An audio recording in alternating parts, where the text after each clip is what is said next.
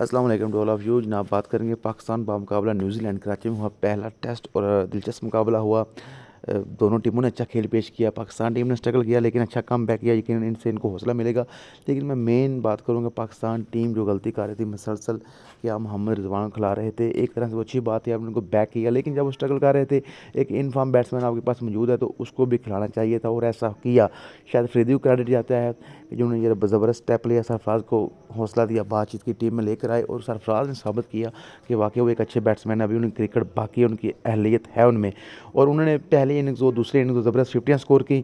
پہلے اننگز میں century score نہیں کر سکتے, ان کا افسوس ہوگا. لیکن بہرحال دیکھا جائے دوسری اننگ میں انہوں نے 50 سکور کی ہے. لمبی پاری کھیلتے اچھا تھا, لیکن پاکستان ٹیم کو فائدہ ہوا ہے. پہلے رضوان جلدی آؤٹ ہو جاتے تھے, تو ایک اچھا فیصلہ کیا. پاکستان ٹیم میچ لوز نہیں کر سکی, اچھی نیوز ہے ماشاءاللہ, اور ڈرا ہوا ہے. تو میں یہ سمجھتا ہوں اگر مزید اچھے فیصلے کریں, جو ڈیزرو کرتے ہیں کھلاڑی ان کو ٹیم میں رکھیں, پلینگ 11 کا حصہ بنائیں اور ان کا اعتماد دیں. یہ نہیں کہ مطلب آپ عجیب و غریب قسم کی حرکتیں کر رہے ہیں, کھلاڑیوں کو پیچھے کر رہے ہیں, کسی کو بیک کر رہے ہیں.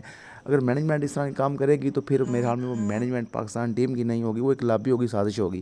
تو میں سمجھتا ہوں مزید اچھے فیصلے ہوں گے, اسی طرح پلیئرز کو بیک کیا جائے گا, اور رضوان جو ہے ان کو ساتھ لے کر چلیں, اور انشاءاللہ سرفراز آئندہ آنے والے میچز میں مزید کھیلیں گے اور اچھا پرفارم کریں گے, اور پاکستان کو ون ڈے میں بھی فائدہ پہنچا سکتے ہیں کیونکہ وہ بڑا اچھا کھیلتے ہیں, اسکور بورڈ کو بزی رکھتے ہیں.